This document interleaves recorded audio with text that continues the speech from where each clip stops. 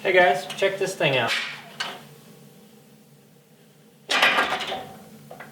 Today we're going to install this swing out tire carrier from JCR Off-Road. So check them out, jcroffroad.com. Also check out my website, BleepinJeep.com, and make sure to subscribe right here.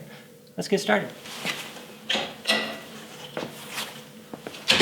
Alright guys, here's all the parts and pieces I have to put this thing together. I don't really have any instructions, so don't laugh at me too hard if I screw this up. I think we'll start out with the spindle here. Okay, so I'll first take this bolt out, then we're just going to slide the spindle through. You want this to be a nice, easy fit, which it is. Then we'll put the bolt in the bottom.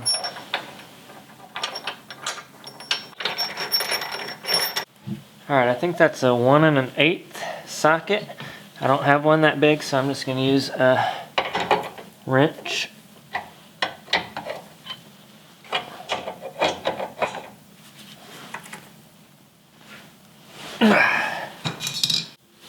Okay, now I'm going to install this guy right here. It's made out of stainless, and it is the plunger track. It keeps the plunger from scratching your paint surface.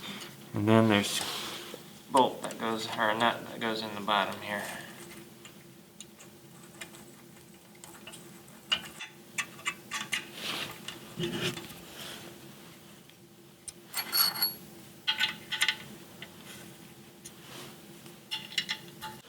Alright, on the other end, let's put this stop right here.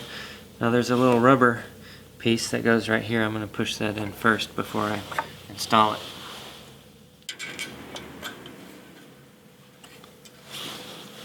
Okay guys, now we've got 2 sets of bearings we need to pack.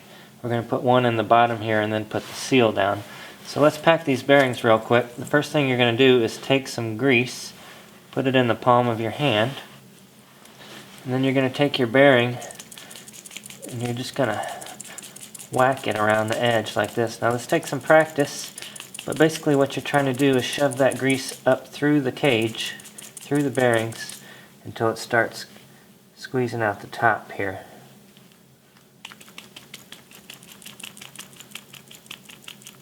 I'm going to work my way around, and as you can see it starts squeezing out the top, and that's when you know you've got it. Okay, so I've greased both bearings, but now we're just going to drop one into the bottom here, and then we're going to install this seal. So the seal kind of recesses in here, so I'm going to take my hammer and also a piece of steel or something and whack it down in there just a little bit at a time.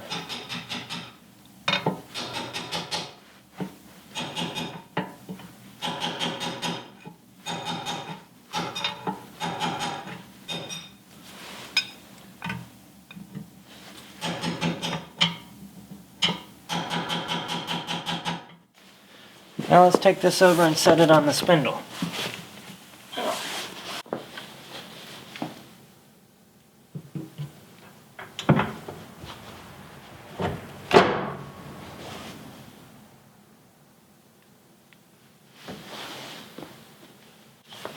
Alright, now lift up and we can put the other bearing in there face down, like that.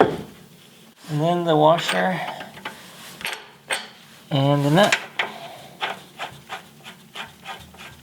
Now this is a 1 1/2 inch nut. Once again, I don't have a socket that size, but I recommend that you get one so you can tighten this down good. For now, I'm just going to use a crescent wrench. Well, that's not big enough either. I guess I need to go get a socket to fit that. But for now, let's just finger tighten it.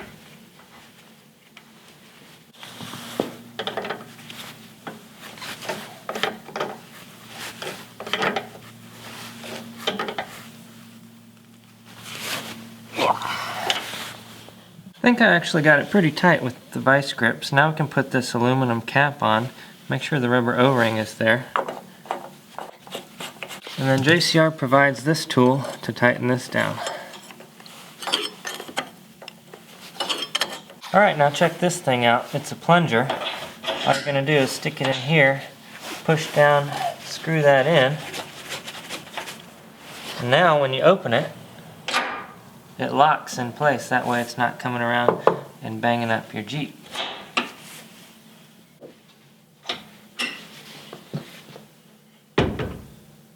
Alright, now let's figure out the latching system over here. Alright guys, so this latching mechanism is pretty ingenious actually. I'll show you how it works here in a minute, but let's put it together first. There's this piece of hard plastic. It's going to go right here on the bottom. And then the latching mechanism itself is going to slip right in here. And we're going to use the same 2 bolts to attach both of these together.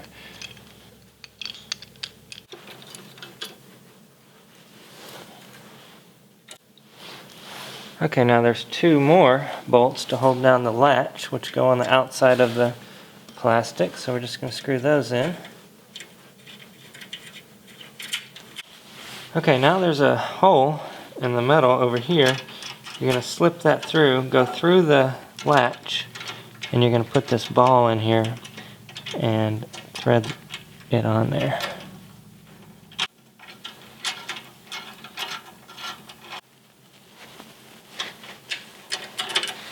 Check that out. Now for the bumper side, there's just 1 bolt here and a nut on the bottom. I'm just going to install this loosely. Once we get it to latch, we can tighten it down in the proper spot. Looks like it needs to go to the right just a little bit. Move it over. Alright, so that's in the right spot. We can go ahead and tighten that bolt down. It's not closing, the latch is not closing all the way, so I need to adjust something here. I gotta figure that out. But it's a really nice operation. I can open this thing just with 1 finger. Let's see if I can figure out what's causing that not to latch all the way. Alright guys, after playing with that for a little while, what I ended up doing was taking a piece of this license plate bracket off, and I took this bump stop off and I readjusted this. I think in the end though, it was just a matter of closing it a little bit harder. If you don't close it hard enough, it doesn't quite latch.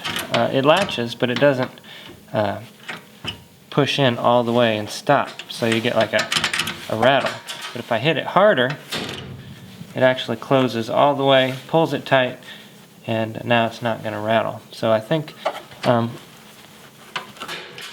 what I had to do there was to just move this around and then close it a lot harder. I think once I get the tire on there too, it might adjust it a little bit, so I'm going to leave it like this for right now, and then I might adjust it a little bit more later. Alright, so the next step we're going to do is figure out how high or low we want to mount our tire, so we're going to measure it. So the middle of this thing is right at about 15.5 inches. Okay, so at a minimum we want to get that thing at least 15.5 inches so that it'll clear the bumper here. But where you go above that is kind of up to you. I think I'm going to put it probably about 2 inches above that. So the tire will be just 2 inches above that bumper. So since that's my mark, I'm going to install this thing right about there.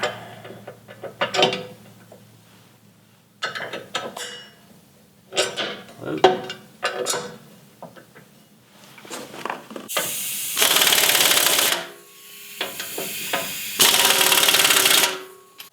Alright, next I want to measure the wheel for back spacing, so I'll lay something flat across there and we'll measure, and it comes out to just about 6.5, 6 3/4. Okay, now I'll loosely install this. This is the one for 5-on-5, which this Jeep has. So we're just going to loosely install that with 3 bolts here.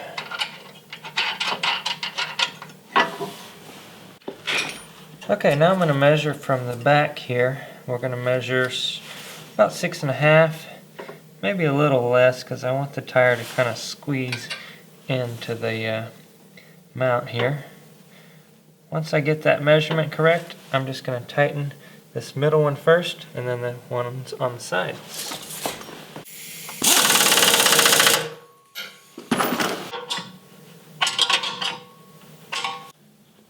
Alright guys, before I put that tire on here and cover everything up, I want to show you some optional accessories. This one is for a high lift jack, so I have no idea how that goes. Maybe like that. And you can put a high lift jack on there. This one is for a license plate mount. I have no idea where that goes either. Somewhere. Anyway, they also make a Rotopax mount too, which you can mount 2 Rotopax on either side, along with the high lift jack, the license plate, and the tire. So it's pretty convenient. Here it is. This is the other piece to that license plate mount. Looks like it goes right there, and then this piece goes right here, so you can put it on the outside of your tire, right in the middle of your tire. Kind of cool.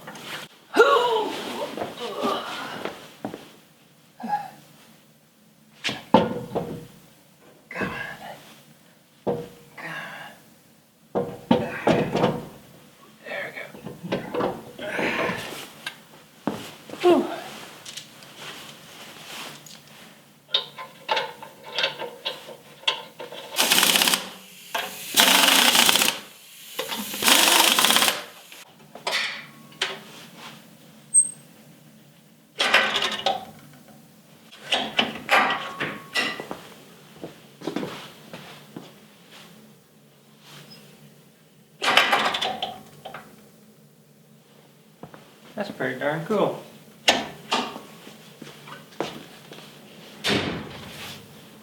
Alright guys, so check it out. I think it turned out really nice. It's really functional, and it looks great as well.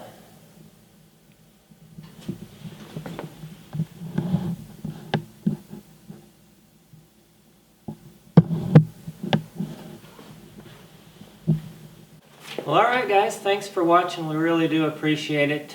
Now I need to take this tire and wheel and put it back on the front left where it belongs. Oops.